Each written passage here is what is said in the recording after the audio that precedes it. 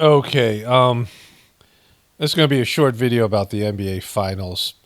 So, the NBA Finals is unbelievably sucky this year for a couple of reasons. They seem to be inexplicably rigging the games for the Celtics, and I'll get into that in a moment. And the announcing, the fall off the announcing was way worse than I thought it was going to be. And so I just wanted to talk about, I talk about this stuff occasionally. And so, I was rooting for the Dallas Mavericks because of the Kyrie thing, and maybe that's why they seem to be rigging it for the Celtics. The Celtics look like the better team, but there's some intangible things happening that are determining the outcome. Where the Celtics are being allowed to play more physical, and there's multiple fouls that they haven't called. And maybe they want to prevent the Kyrie Irving narrative of him not taking the bloop, the vax. I know him not taking the vax. The bloop days are probably pretty much over. There's no reason not to say it, but him not taking the vax, and the narrative now where everything seems to be pointing towards the redemption of the anti-vax. There's two players on the Celtics, Jaylen Brown and Al Horford, that didn't get the vax either, but they weren't very public about it. They just didn't go to Toronto to play a game because Toronto wasn't allowing anybody in. Canada wasn't allowing anybody in that wasn't vaccinated. And both of them didn't go on that trip, but they didn't make a big deal about it. So at least, there's that. But, there's this, they had just had game 3. And the end of game 2, the Mavericks were coming back, and this guy, P.J. Washington, was going in for a dunk. And Jaylen Brown and Derek White seemed to block the dunk. But you can see by his body motion and also Jaylen Brown's hand on his back that he was pushed. Okay, so I wasn't originally going to show you video footage, but why not? It only took me a few minutes to go find it and record it. And so I'm going to show you this. It's going to interrupt the flow of the video a little bit because I already did the voiceover, but I have a little 8-minute segment on the various controversial calls and some of these other things here. So let's watch that. Okay, so here's the Luka Doncic foul where he fouled out. And there was 2 plays that were probably things that at least one of them probably should have been called because they were fouls, but maybe, things that would be let go in a physical game. So the way it works, specifically in the NBA, is that there are fouls that are called in games where things are getting chippy and there might be fights or whatever. Some reason that they're calling it tighter. And there's sometimes where they let things go. And then in games, at the end of the game, they let physical play go more often than not. And these fouls, probably both of them shouldn't have been called, but at least one out of the 2, because fouling out Luka Doncic just basically determines the outcome of the game. So, again, it's with the physical play being completely allowed on the other end, where the Celtics were getting physical with the Mavericks. So you can see Jaylen Brown's arm there. He's sort of pushed off. Luka was probably not in the best guarding position. They challenged it and said it was inconclusive. There wasn't enough to overturn it, but it was, a questionable call, right? The fact that the ref said there was nothing to overturn it didn't mean that they were convinced of their regular call. And so, it's here he comes in, and you see Jaylen Brown's arm hits Luka Doncic in the ribs, and Luka took a charge from him and has been taking pain medication since. So it's actually almost can be considered kind of a cheap shot since he's got bruised ribs and he has to take a pain shot just so he can play. So he hits him with his elbow here. And, it could have gone either way. And it almost something like should have just been let go. And so he does a lot of complaining. So he was asked about the foul. I mean, I don't know. We couldn't play physical, so. So he says we couldn't play physical, and then the 2 calls that came within 2 possessions of each other with 5 minutes left, which he was fouled out for. And they missed a number of calls where he was fouled, where the announcers were in agreement that they should have been called fouls. He complains a lot, like he's sort of a whiner, which is off-putting. But him saying that we couldn't play physical is a big deal, because if one team could play physical, which I'll cover more in the audio. So, but him saying they can't, him acknowledging that they weren't allowed to play physical is him saying the game's basically rigged. The bigger problem is this play here, where it's 98-103 with 50 seconds left, and Dallas has the ball. And this is the end of game 2. This is the previous game. And Kyrie Irving's going to pass it to this guy, P.J. Washington, who's going to go in for a dunk. And you can see Jaylen Brown puts his hand on his back, and that's an automatic foul, which everybody agrees with, because it was. Because you can't push somebody when they're in the air. You see, he pushes him here, and it causes him to go. Like when you're dunking a ball, and you either don't get enough elevation, or you're underneath the rim, you get hung up on the rim. So they call this a block, but it really wasn't. See, the ball doesn't get above the rim because he's pushed. You see his body's flying too far forward because he was pushed. When you're in the air and somebody pushes you, you fly.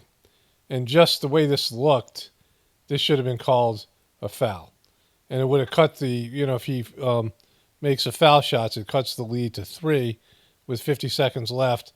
But effectively, them not calling this a foul was the end of the game. And Mike Breen, the announcer, showed the push and said this was an obvious foul. So everyone knew it was a foul, like you could just see it. And then they covered it the next day on ESPN.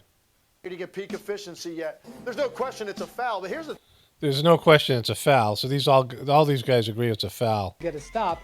I, for one, would have loved to have seen how the Celtics handled that situation, but as has been said many times over, being told the call was incorrect in the 2-minute report doesn't change anything. So, the NBA gives us 2-minute report about things that happened that shouldn't have, and they'll acknowledge a missed call.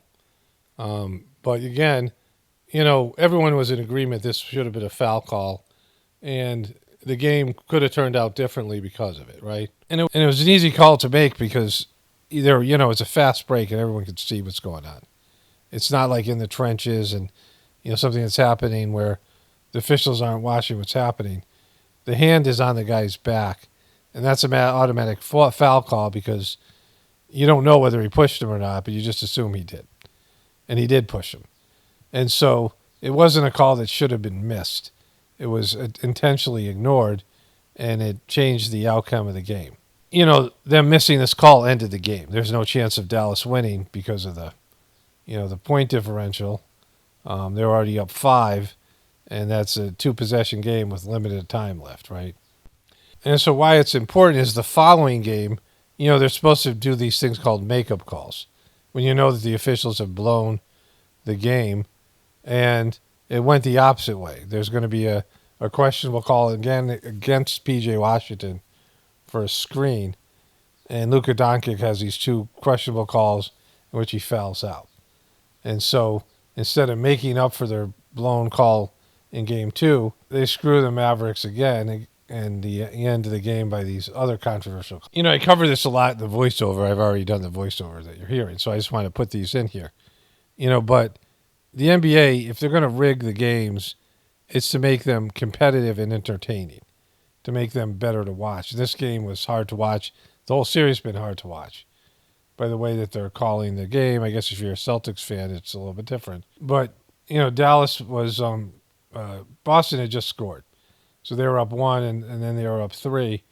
And then there was this foul that's going to be called here. And this is going to, again, affect the outcome of the game. P.J. Washington, who didn't get called for that foul, is called for setting an illegal screen here. So Drew Holiday flops. He just falls down, and he didn't have to. And, the same thing happened in the UConn game with the women. You can always call illegal screens, just like you can always call holding in the NFL, because they're just rules that are broken.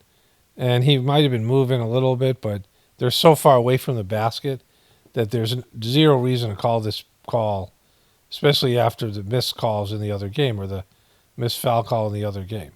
You've already fouled out Luka Doncic, and so it's just a horrible call. Like, everyone's like, why are you calling that? It's a ticky-tack foul, and even if it's a foul, the guy flopped. So that, shouldn't be rewarded either. And now the outcome of the game is permanently affected because of, they're going to go up 2 scores. Playing with offensively. And an offensive foul called on P.J. Washington on a screen. Drew Holiday trying to fight through. Drew Holiday, and see, like, he's already, Luka Doncic's like, it's rigged, right? This is the Dallas fans. And so after calling a controversial failing on a call in the previous game, they had calls that determined the outcome of this game, which makes it seem like completely rigged because it should have been going the other way, right? They should have been saying, all right, we got to make sure that we don't affect the outcome of the game like we did the last one against Dallas because, they robbed Dallas of a chance of winning the previous game. And then they do it here. And these calls were his fouling out and then the other call, which, again, all these questionable calls, it totally affected the end of the game, right? And it negatively affected the series. It made it hard to watch because it just isn't, isn't good basketball, isn't entertaining, low-scoring games. And, the team that it's rigged against, if they kind of figure out they're being screwed, they just, there's no point to them trying really hard, right? It deflates them. And when you're being held and grabbed, they're grabbing your shirt or fouling you, and then when you get ticky-tack calls on the other end, it's not good basketball to watch. And this is, exactly how those kind of games look like. So that's the end of the clips. Let's go back to the other thing here, which is an obvious foul call. Like it was, the announcer said they missed the foul call. And I'm not going to show you that, but it's there. It's not really all that important. But it would have pulled the game within like 2 points or something. And, that play cost them the game. And then game 3, towards the end of the game, Luka Doncic fouled out. And he always whines to the officials, so that kind of was, he gets a bad attitude. But after the game, he said, we weren't allowed to play physical. And you can see the Celtics playing physical on them. They missed a few foul calls, one where he was hit on the arm. A couple of times he got, fouled and they didn't call it. You could see it. The announcers said, yeah, you can see the foul. He has a legitimate gripe there. But then P.J. Washington set a pick, and the player who was picked, Drew Holiday, a pick is where you have to be stationary, flopped. And they gave him a call, and they were down 2 points, and, it pretty much determined the game. Similar to what happened with the Kalen Clark thing with Iowa against UConn, where they called an illegal screen at the end of the game, and, it determined the outcome of the game. And what's odd about this is that the networks usually want the games to go, want the series to go longer. Right, they don't want a sweep, which it looks like this is going to be 4 games as opposed to 7 games, because they get more revenue for obvious reasons. If it's getting good ratings, and it is, then if it's a closer series, and the later games, people will tune into. Right, people might not watch the early games, but as the series get more intense and more competitive, the viewership goes up, and so if officials had called it fairly and Dallas had won this game at home and won the next game, then it would have been at least a 6-game series. And, they can always rig it later on. But there was an injury to one of their key players. And so maybe they felt like they just, and I'm not sure why they would be rigging it for Boston other than they don't want to see Kyrie Irving, be exonerated or, applauded for his stance and the way that was all handled. I mean, I assume that might play a part in it. And the other thing was the announcing. I talked about how Jeff Van Gundy and Mark Jackson and Jeff Breen, Mike Breen, were this award-winning announcing team, and they had funny banter, and they were just good at their job, and they won awards, and they're considered the cream of the crop of announcing teams. And inexplicably, ESPN fired Jeff Van Gundy and Mark Jackson, who were both making $2 million a year, to bring in Doris Burke and then Doc Rivers, who got a coaching job, and then eventually J.J. Redick. Doris Burke and Doc Rivers has a very hoarse voice that's really hard to listen to. Not as bad as Kennedy's, RFK Jr.'s, but it's not. He's got a bad voice, and neither one of them is funny. They are zero sense of humor. And so, Doris Burke, they're just bringing in to elevate women, and they're celebrating her like she's doing a good job, and she's not. It's like listening to, I've talked about this before. It's like listening to it, watching a game, and have your mom describe it to you. She's, she knows she has basketball knowledge, but she sucks at announcing, and she has these catchphrases. One of which is, "Oh, he's so ridiculous," and she calls these guys, Mr. Brown and Mr. Doncic and Mr. Irving, right? And she has these weird takes, like she keeps on saying, only if Kyrie Irving was 6'6", and J.J. Redick said, but don't you think he would lose some of his agility? And she said, no, he'd keep it all and be 6'6". But I'm like, he's one of the best players anyway. Like, it's just, you can't make somebody taller. Like, you don't even talk about how, well, if that guy was taller, like, yeah, if everyone was taller, they'd be better at basketball, right? And so she just makes these ridiculous statements, right? And she says the word ridiculous over and over again. And J.J. Redick, who has a good podcast that I listen to from time to time, has been following. He had Doris Burke, he interviewed her, and he seems to be like somehow like she's the head, the lead dog in the whatever's going on there, and he starts copying her, using the word ridiculous over and over again, and then calling people Mr. So-and-so, Mr. Doncic, Mr. Irving, Mr. Tatum, like she does. And it's just weird. Like, I'm like, why are you, this isn't good announcing. They both kind of suck at their job. I mean, JJ's got a good podcast, but they're not funny, and they're not, and it was a huge fall off. And like I would say, the show itself, the whatever that they're producing here, was, it's just like the quality of games, that they're not competitive. Dallas has come close a few times, but it seems like they're either the worst team, or the officiating seems to be playing a role. And if Doncic is saying that they're not allowed to play physical, you can see how physical Boston's being. Like, Boston's holding and grabbing, and there should be a lot more foul calls on Boston, and they're obviously little. And like I said, I would assume it has to do with Kyrie Irving and the Vax, because that one announcer, that one commentator said that Kendrick Perkins said that, if Kyrie Irving wins the championship, he's probably going to tell his story. And his story is not the way that they treated him in New Jersey and the rest of it, right? And that would be a bad look, given that, the whole vaccine thing has fallen apart, right? I mean, it's, they're starting to, to crumble, and there's been effects of it, and the whole thing is, the loosening up and things. And so, I don't know, it's definitely like, it's almost like I fast forward through some of the game, and, it just doesn't seem like it's like a letdown from, they're supposed to produce an entertaining show, right? And if they're gaming the officials to be one-sided and allow one team to play physical, then Dallas, who probably doesn't have as much talent anyway across the roster, doesn't have as much experience in the playoffs, is already suffering an underdog, and and then the announcing being so like just low energy. It's kind of embarrassing, right? It's not a quality product. And, it's entertainment. They're supposed to manipulate the outcome to make it more entertaining, and it clearly isn't, right? And to make it be a sweep when I think the teams are fairly evenly matched. And, and it looked like Dallas should have won this game.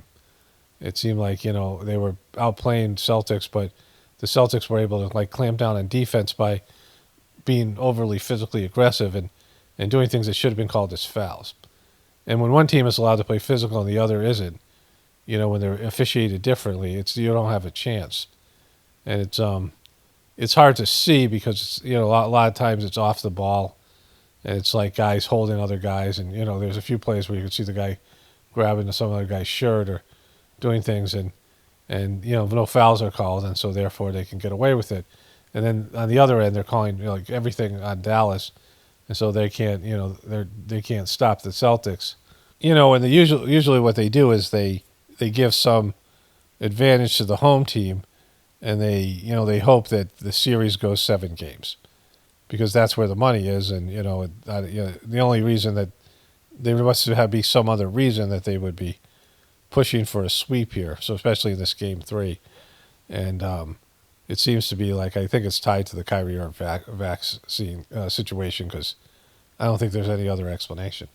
Anyways, I just thought I would talk about that a little bit. Only spirituality will save this world. It's Paul Romano, definitely pointing for the apocalypse and the ascension. Everyone have a blessed day and be grateful.